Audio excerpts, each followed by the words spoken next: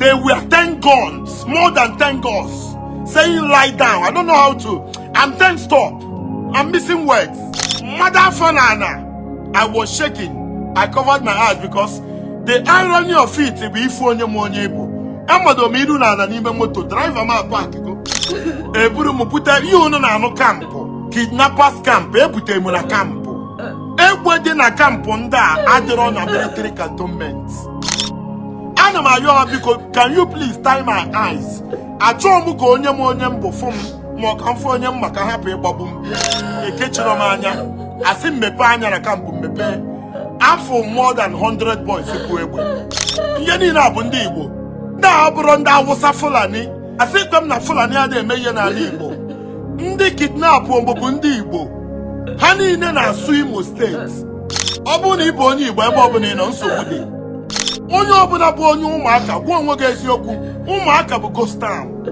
Ihe njekwu ya bụ mmadụ bụ oge echi gị bịa wede n'ọlụ agakwana. Mmadụ bụ oge bịa wede na nja bụ agakwana.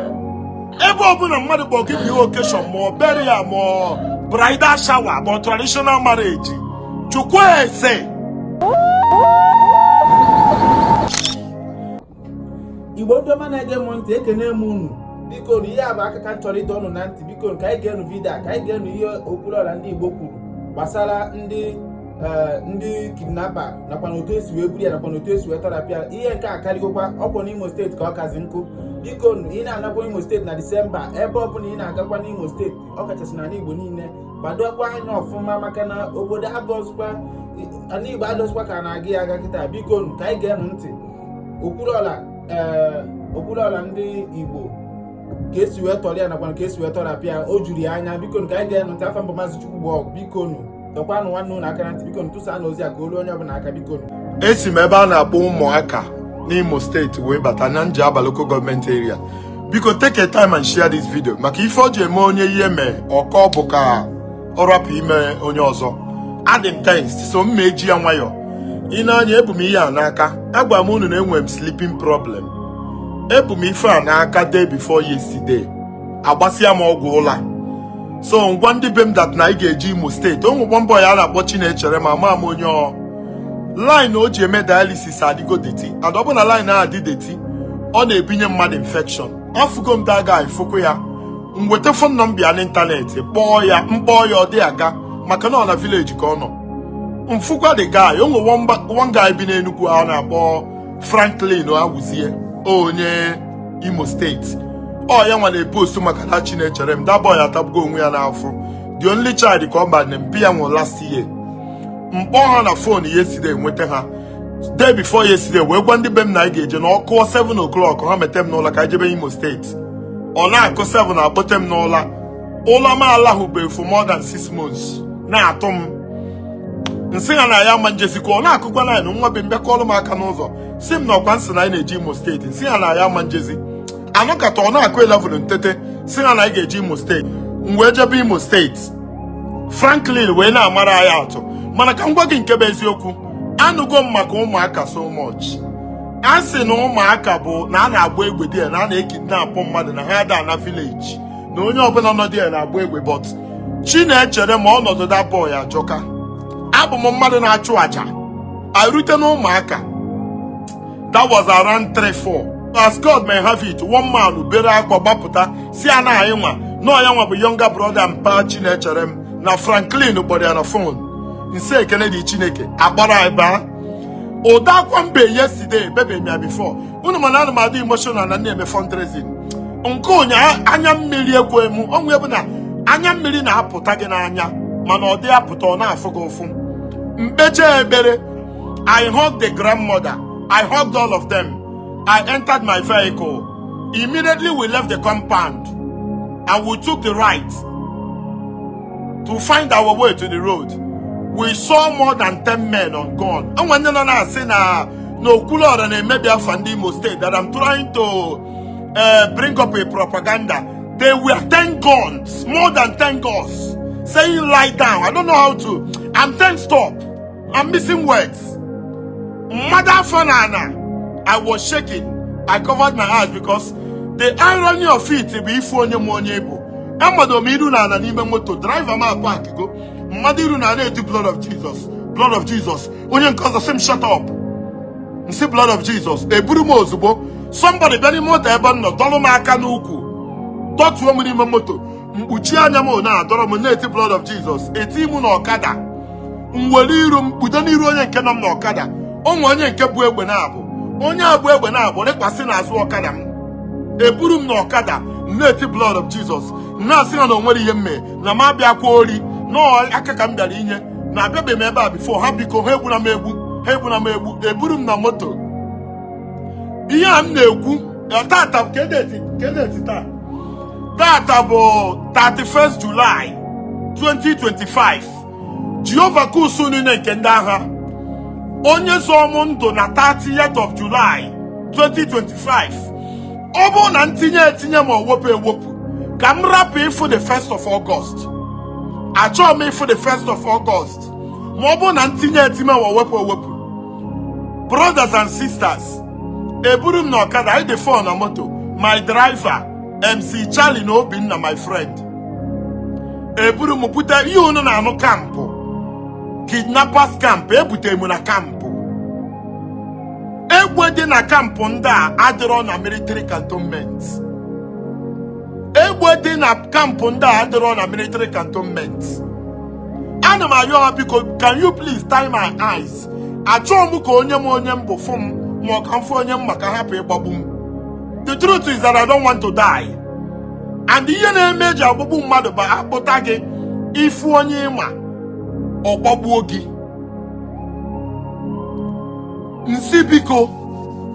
Nsi biko na unu melu m ebere, unu kechie m anya. I was the one begging them ha kechie m anya. Ekechiro m anya. Asị mmepe anya na kampụ mmepe. Afọ more than 100 boys bụ egbe. Afọ eji m anya mfụ ọnwụ m. Enwe ndị ticha mma na ọmụ n'akụkụ. Anọzi m na-eche ka e were mma. Asị m na a ga-eji mma gburie my skull. Ihe m na-echezi bụ asịgo m Chineke ebere ahụ mbe. Asị m Chineke otu o si masị gị. Ọ bụrụ na ọtata bụ July 30 ga-abụ my last day on earth. Msi Chineke ọkwa ịma na enwe m nne nwere ofu ụkwụ. Ọkwa ma ha we struggle biko. Nsi Chineke na-edo m my mother anya. Ụmụnne m console ha. Ono ọbụna o si dị to the glory of God. Anọ m anọtụ ona elere izi egbe n'enu close range. Anọkata m chebe ọchị n'ime obi m. Asị m Chineke na ọ bụ na ọkịka m na-abọ. I want to see myself again in Enugu State.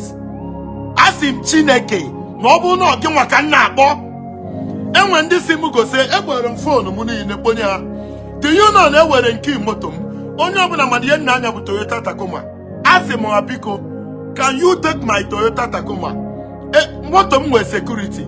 Mụnwa mechiri anya jee gosi ha security dị moto. Si ha biko, unu onwe ike iburu moto a ka m were ụkwụ gbapụ ụzọ jee maa ka m na-esi nweta onwe m n'Owerri naba. I surrendered my moto. I surrendered phone m niile. Si ha na password phone m niile. Were phone m niile buru my moto rapụ m. Nna Chineke dị egwu. Unu ọma na onwere onye metụ m aka n'alụ. Ịma na onwere ofu onye ka m mepere anya mfụ na half of ndị kidnappers ọmụmụ onye mbụ. Ha na-asị onwe ha na onye a bụ Okwuluora ndị Igbo, na onye a bụ ezigbo mmadụ, na onye a na-enyere ndị mmadụ aka. Ihe niile anọ n'ụmụaka na Njaba local government area of Imo State. Enwere ofu mkpụrụ onye metụ m aka n'arụ. Ana m agwa gị eziokwu. Ha were ego niile m nwee. Ha kpọrọ m jee na POS. I was taken to POS wekọrọ ego niile m nwee. Even ego niile ahụ m wee eji m obi m niile wee nye gị ya. Ewere m ego m niile nye ha sị na biko buru unu moto m. Unu ewere ego m niile buru unu moto m chiri fonu m. Ofu ihe ka m na-ayọ ha. Asị m ha biko meelu unu m ebere. Abụ ihe niile abụ ndị Igbo. Please, ndị a bụrụ ndị Awụsa Fulani. Ịma ndị be anyị na-awọrị onwe fa. Oge asị ikpe m na Fulani adịghị eme ihe n'ala Igbo. Ndị kidnap bụ ndị Igbo. Ha niile na-asụ Imo steeti. Ọ bụrụ na onwe onye nọ di ya na-abụrụ onye Imo steeti ma na onye bigo n'Owerri ma ọ bịa n'Imo steeti na-asụ Imo steeti. Ihe m na-eche bụ ka akụọ m ihe. Abịa tukwuba anyị na asị na kọmanda ga-abịa. Asị ka onye bụ onye isi My driver sino boga. MC Charlie sino boga. The other guy sino boga. Aboro mo jebe somewhere. Timu no okada. You can imagine ebe onye bugi na okada nya egbe n'onu, nyara egbe n'aka. Onye nke no gi n'azu nyara egbe. Okada eto ozo. Yen no na abo blood of Jesus, have mercy on me. Ana me ekwu ya n'obi m. Blood of Jesus, have mercy on me.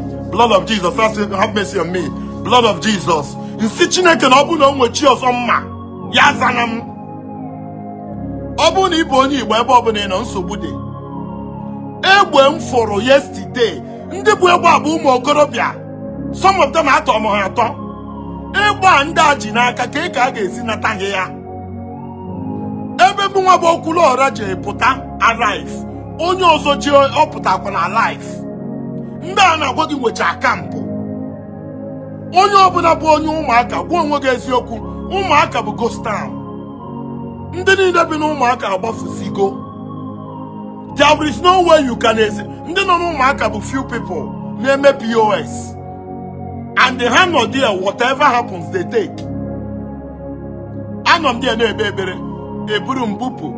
Je weta ego niile dị na akaụntụ m. If you want to get better over yesterday, ihe nji na akaụntụ m bụ 2,000 naira.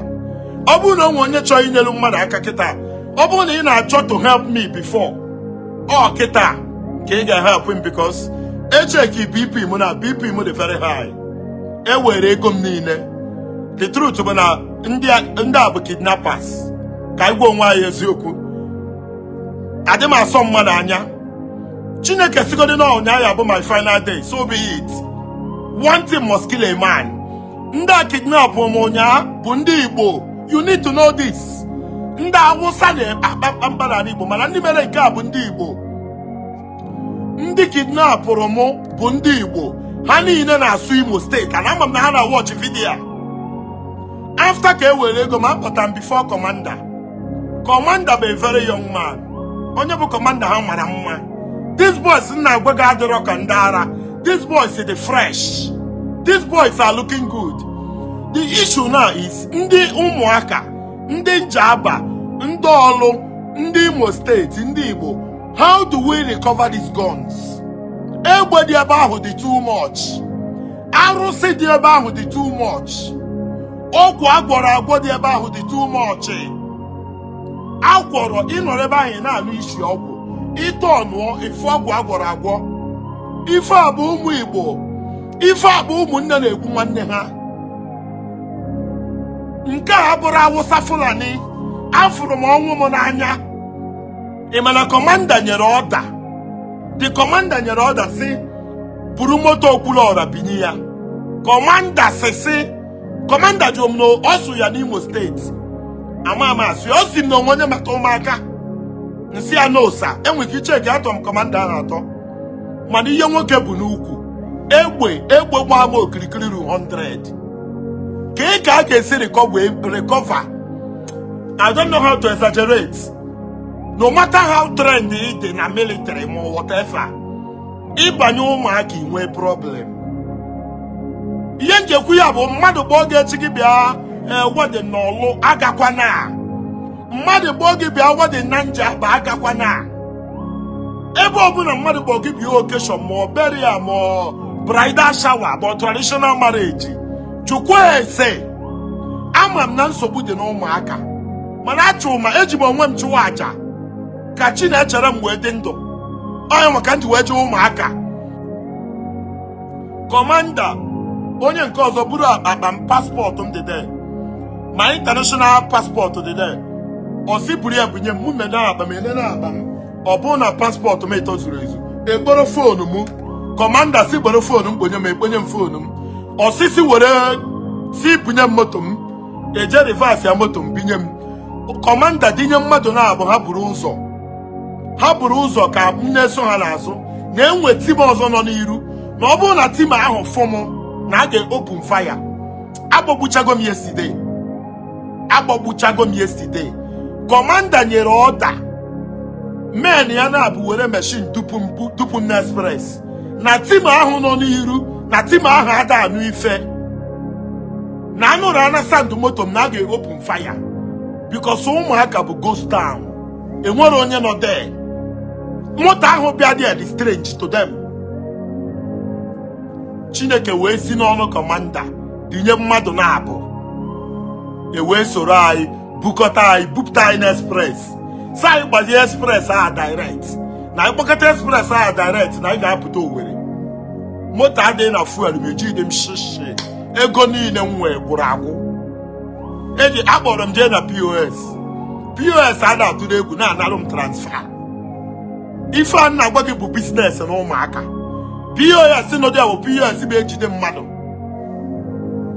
Enwere nke na-asị m be careful while making this video.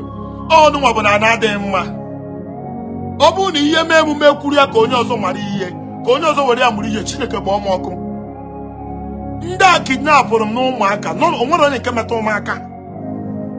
Half of them ma onye mbụ. A na-asị m Okwuluora, God bless you. Onwe onye nke sị m na m emeghị ihe ọma too much.